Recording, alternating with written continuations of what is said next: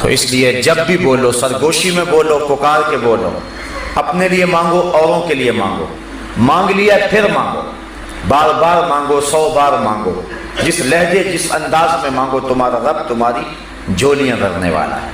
لیکن کچھ وقت، کچھ جگہیں، کچھ مقام ایسے ہیں کہ جہاں ایک مانگو تو کروڑ عطا کرتا ہے۔ کچھ اوقات شریفہ ہیں، کچھ مقامات شریفہ ہیں، یعنی کچھ جگہیں ایسی ہیں۔ میدان عرفات میں مانگو، کعبۃ اللہ کے سامنے مانگو، ملتزم پہ مانگو، اور جہاں اللہ کی رحمتوں کے اترنے کا یقین و اذعان ہے وہاں مانگو، کسی نیک بندے کے پاس بیٹھ کر کے مانگو۔ تو جہاں مواقع اچھے ہیں وہاں مانگو تو عطا کرتا ہے۔ پھر کچھ دن اور کچھ لمحے ایسے ہوتے ہیں جن لمحوں میں دعا قبول ہوتی ہے۔ یوم عرفہ کو مانگو، ہفتے کے اندر جو دن ہیں 7 ان میں جمعے کے دن مانگو، مہینوں میں رمضان کے ماہ نور میں مانگو۔ اسی طرح ساعتوں اور گھڑیوں کو لیں تو پچھلی رات کے درمیانی حصے میں مانگو، فرض نمازوں کے بعد مانگو تو وہ تمہارا رب تمہاری دعاؤں کو مستجاب فرمائے گا۔ دعاؤں، التجاؤں اور تمناؤں کو اپنے رب کے حضور پیش کرنا، یہ اپنے رب سے ہم کلام ہونے کا ایک بہانہ ہے۔ ایک بزرگ سے پوچھا گیا دعا کیا ہے؟ کہا ایک گناہ کیا تھا، 20 سال ہو گئے توبہ کرتے ہوئے۔ ایک گناہ کیا تھا، 20 سال توبہ کرتے گزر گئے، روز اٹھ کے مانگتا ہوں، روز اٹھ کے توبہ کرتا ہوں، روز اٹھ کے اس کے در پہ حاضر ہوتا ہوں۔ تو ایک گناہ کیا تھا اور 20 سال سے مانگ رہا ہوں، 20 سال سے توبہ کر رہا ہوں، اس کی چوکھٹ پہ آنے کا ایک بہانہ ہے۔ تو اس سے مانگتے رہو، اس کے حضور حاضری دیتے رہو، اس کی چوکھٹ پہ اپنا دامن پسارتے رہو، اپنی جھولی پھیلا۔ حضرت ابو ہریرہ رضی اللہ تعالی عنہ سے روایت مروی ہے، لیس شیء اکرم عند اللہ من الدعاء، اللہ کے نزدیک دعا سے زیادہ عزت والی کوئی چیز نہیں ہے۔ وہ سب سے زیادہ اس بات کو پسند کرتا ہے کہ میرا بندہ میرے حضور دعا کرے۔ اور ایک حدیث کے لفظ ہیں کہ جو شخص خوشحالی کے دنوں میں دعا کرتا ہے اللہ تعالیٰ تنگی کے دنوں میں اسے یاد رکھتا ہے۔ جب خوشحالیاں ہوں، جب اللہ آسودگی اور بہاریں عطا فرمائیں، تو جب تنگی کے دن ہوں تو اللہ تعالیٰ جل شانہ اس پر اپنی رحمتوں اور کرم نوازیوں کا نور نازل فرماتا ہے۔ تو دعا مومن کا ہتھیار بھی ہے، رب سے گفتگو بھی ہے، نیاز مندی اور عجز کا طریقہ بھی ہے، رب کو منانے کا سلیقہ بھی ہے، بندے اور معبود کے درمیان راز و نیاز بھی ہے، ایک دکھے ہوئے دل کی اپنے محبوب کے سامنے فریاد بھی ہے، اور جو بات بندہ کسی کے سامنے بھی نہیں کرتا کہ لوگ مذاق اڑائیں گے، وہ بغیر کسی تردد کے اپنے رب کے سامنے پیش کر دیتا ہے۔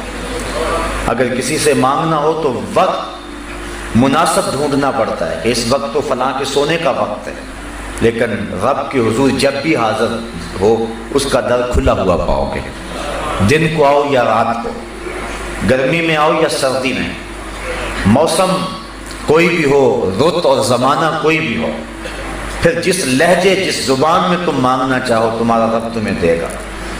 یہ لازمی نہیں ہے کہ شادی کا انداز ہو یا جامی کی شوخی ہو تو پھر ہی دعا قبول ہوتی ہے، یا اقبال کی ادائے کلندرانہ ہو تو پھر ہی دعا ہوتی ہے، وہ تو گونگوں کی صدائیں بھی سنتا ہے۔ یوں ہی ہاتھ پھیلا دو، نظم میں بولو، نثر میں بولو، عربی میں بولو، ہندی میں بولو، تمہارے پاس تو زبان کا لہجہ نہیں ہے، تمہارے پاس لبید کا لہجہ نہیں ہے، تمہارے لفظ ٹوٹے پھوٹے ہیں، تم ہاتھ پھیلا دو، وہ ٹوٹے ہوئے لفظوں کی بھی لاج رکھے گا، وہ تو دل کی دھڑکنوں کی صدا بھی سنتا ہے، وہ تو کالی رات کے اندھیرے میں کالے پتھر پر کالے رنگ کی چیونٹی کے پاؤں سے جو آواز پیدا ہوتی ہے، تمہارا رب ارا زبیب النملۃ السودا، اس کالی چیونٹی کے پاؤں کی جو رگڑ ہے اس کو بھی تمہارا رب سنتا ہے۔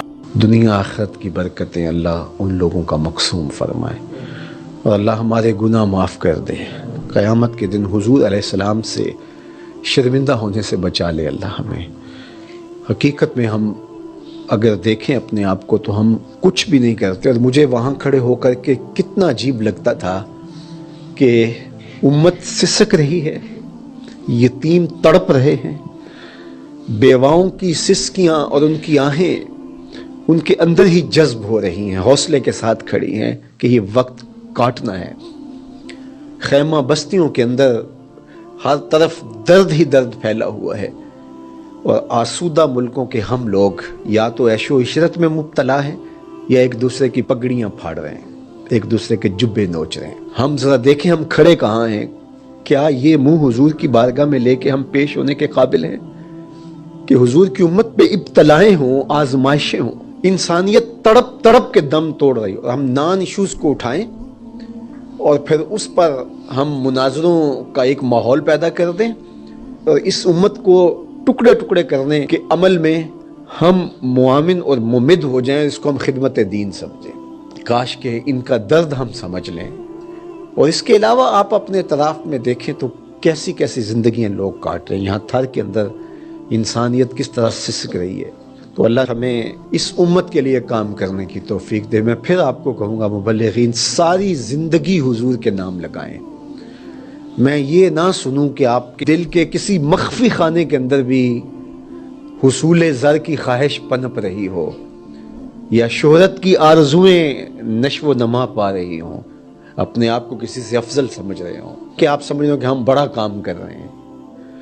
यकीन जानिएगा कि सहरा के अंदर पड़ा हुआ हकीर ज़र्रा जिस तरह होता है, मैं उन खैमों के अंदर खड़ा होकर अपने आप को उससे भी कम तर समझ रहा था।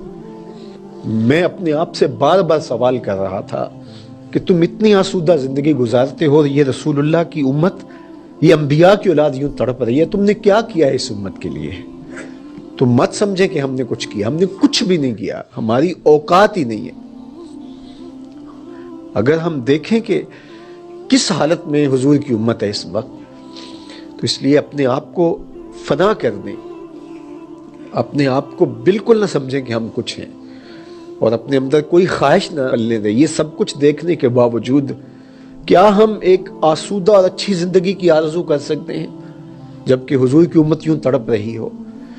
और मैं फिर आपको कहूँगा कि ये उलमा की बाहमी लड़ाइयाँ आपस में कभी भी हिस्सेदार ना बने, कभी पोस्ट भी शेयर ना करें। खुदा की कसम क्या हुजूर के कलेजे पे गुजरती होगी, क्या हुजूर के कल्बे अथर पे गुजरती होगी। यतीमों से भरी हुई कायनात और हम क्या खेल खेल रहे हैं। तो मैं आपसे कहूँगा कि कभी भी किसी ऐसी चीज़ में शामिल ना हो जो हुजूर की उम्मत के हिस्से बखरे करने का जरिया बने।